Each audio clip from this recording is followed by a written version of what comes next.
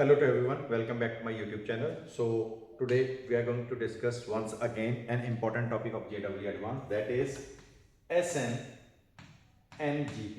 ये होता क्या है? What is SNNGP? This is substitution nucleophilic neighboring group participation. Neighboring group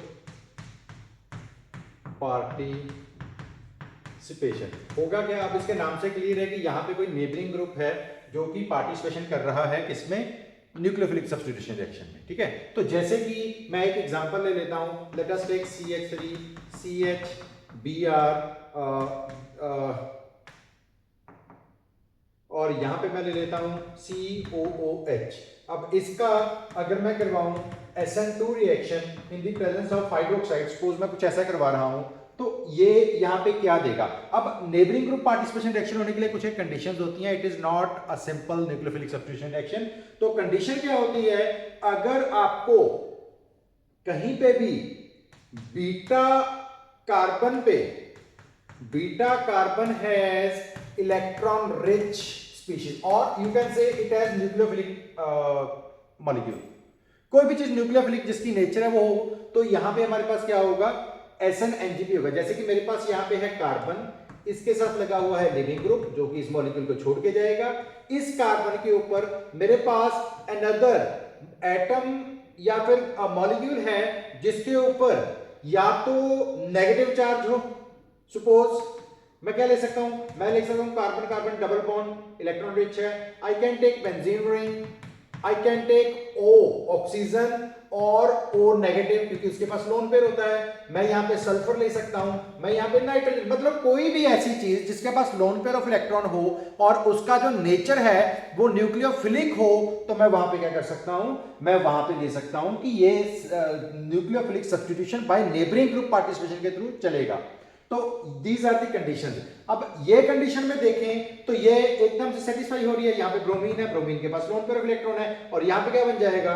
अब मैं अल्फा हेलो एसिड को मैं ऐसे लिख सकता हूं, देखो ये लिख सकता हूं मैं इसको। अब होगा क्या? अगर मैं सिंपल इसकी न्यूक्लियोफिलिक सब्स्टिट्यूशन रिएक्शन कर पाऊं तो ये क्या बन जाएगा? ये बनाएगा CH3, यहाँ पे आएगा CH, यहाँ पे क्या आएगा? COO नेगेटिव और यहाँ पे क्या आएगा? OH। और क्योंकि ये SN2 है तो SN2 में क्या होता है?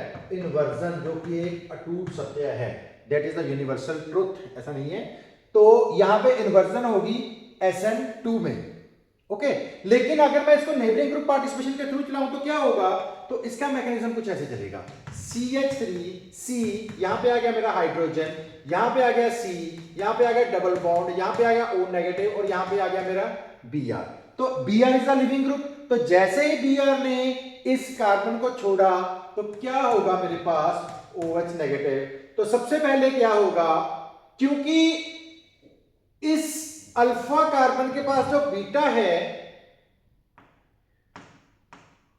इसके पास ही एक ऐसा मॉलिक्यूल है जो कि एज अ न्यूक्लियोफाइल एक्ट कर सकता है। तो ये क्या करेगा? ये इस OH के आने की वेट नहीं करता यहां पे। तो ये क्या कर देगा? जैसे ही ब्रोमीन यहां से निकला ब्रोमाइड, तो ये यहां क्या करेगा? अटैक करेगा। तो मैं इसको थोड़ा सा ऐसे लिख देता हूं, CH3 ये कार्बन है, यहां पे मैंने लिख दिया हाइड्रोजन, मैं इसको डार्क एंड वेज, क्योंकि इसका RS कॉन्फ़िगरेशन मेंशन नहीं है। अगर मेंशन होता RS कॉन्फ़िगरेशन आपको निकल सकता है, या तो आपको हॉफमैन फिशर प्रोजेक्शन दिया हुआ हो, या फिर वो डार्क वेज का, जो सिंपल शब्दों में बोलूं कि डार्क वेज, वो आपको दिया हुआ हो, तब आप RS निकाल सकते हो। अदरवाइज तो मैं मान लेता हूं कि कुछ समथिंग लाइक दिस है।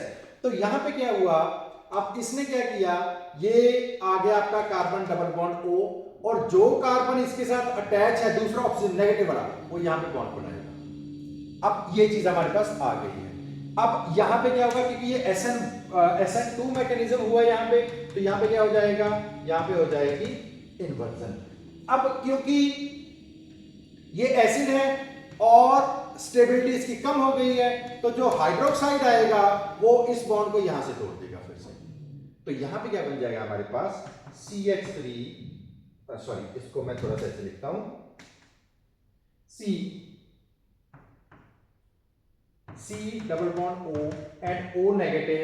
अब इस कार्बन के ऊपर हमारे पास आ गया है फिर से हाइड्रोजन, और यहां पे क्या बन जाएगा मेरे पास CH3। क्यों? क्योंकि जब यहां पे इन्वर्जन हुई है तो डेफिनेटली ये जो चीज थी ये कुछ ऐसी होगी, यहां Br और यहां पे क्या आएगा CH3 और डार्क ये कुछ ऐसा आएगा। तो आप अब क्योंकि ये SN2 हुआ है तो फिर से इन्वर्जन हुई है। अब दो बार इन्वर्जन होने के बाद जो हमारे पास प्रोडक्ट बनता है वो क्या बनेगा, that will be having the same geometry as of the reactant molecule. So this is the reason कि यहाँ पे जो है वो इन्वर्जन नहीं होती। आपसे क्वेश्चन ये पूछा जा सकता है कि आपको ये रिएक्टिव मॉलिक्यूल दे देंगे, पूछेंगे कि what will be the geometry of this final product, आप लोग लिख के आओगे इन्वर्जन, लेकिन वहां पे क्या आएगा रिटेंशन। क्यों? क्योंकि दो बार इन्वर्जन हो रही है। तो this is the nucleophilic substitution neighbouring group participation. Important reaction है, एग्जाम में क्वेश्चन आ सकता है। और इसका क्या ले सकते हैं, एक और एग्जांपल ले लेते हैं। सपोज मैं यहां पे ले लेता हूं बेंजीन रिंग, ओके, यहां पे ले लो कार्बन CH2, यहां पे ले लो CH2, यहां पे ले लो Br और यहां पे ले लो OH नेगेटिव। अब इसका टेस्ट करवाएंगे। अब ये दो कार्बन है, मैं इसमें से एक कार्बन का कलर चेंज कर देता हूं, आपको पहचान रहेगी कि ऐसा क्यों, वो मैं आपको बाद में बताता हूं। ऐसा है कुछ समथिंग लाइक दिस।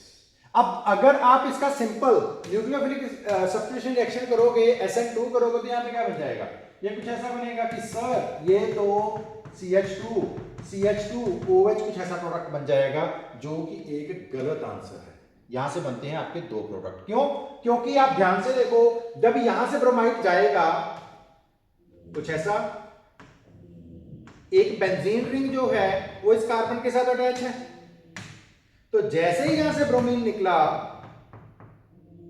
यहां पे, तो यहां पे क्या गया हमारा पॉजिटिव चार्ज, ये पेयर ऑफ इलेक्ट्रॉन यहां पे आएगा, तो डेफिनेटली यहां माइनस यहां प्लस, तो ये क्या करेगा, ये कार्बन यहां आके बॉन्ड फॉर्मेशन कर देगा। क्यों? क्योंकि खुद इलेक्ट्रॉन डेफिशिएंट है, यहां पे इलेक्ट्रॉन रिच साइट है, तो यहां से जो हमारे पास प्रोडक्ट बना है वो कुछ ऐसा बनेगा, ये बन जाएगा ऐसा ऐसा, यहां पॉजिटिव चार्ज, यहां ऐसा, ये बॉन्ड, यहां पे कार्बन CH2 और यहां पे हमारा ग्रीन वाला कार्बन। आप इसको आइसोटॉपिक मान सकते हो, नॉन आइसोटॉपिक मान सकते हो, आपकी इच्छा है। अब आप बोलोगे कि सर ये तो रिएक्शन पॉसिबल नहीं है। क्यों? क्योंकि यहां पे एरोमेटिसिटी खत्म हो रही है, एरोमेटिक से नॉन एंटी एरोमेटिक बन रहा है, स्टेबिलिटी कम हो रही है। तो इसी चीज के लिए, इसी स्टेबिलिटी को मेंटेन करने के लिए जो हमने दूसरा न्यूक्लियोफाइल ऐड किया था वो अपना काम करेगा आके, क्योंकि ये न्यूक्लियोफाइल बोल रहा है कि हेलो मैं भी हूं रिएक्शन वेसल में, मैं भी पढ़ा हुआ हूं, मेरे साथ भी रिएक्शन करो, तो ये आके इसकी स्टेबिलिटी को मेंटेन करेगा। तो यहां से जो बॉन्ड टूटने के चांसेस हैं वो या तो यहां से बॉन्ड टूटेगी या फिर यहां से बॉन्ड टूटेगी।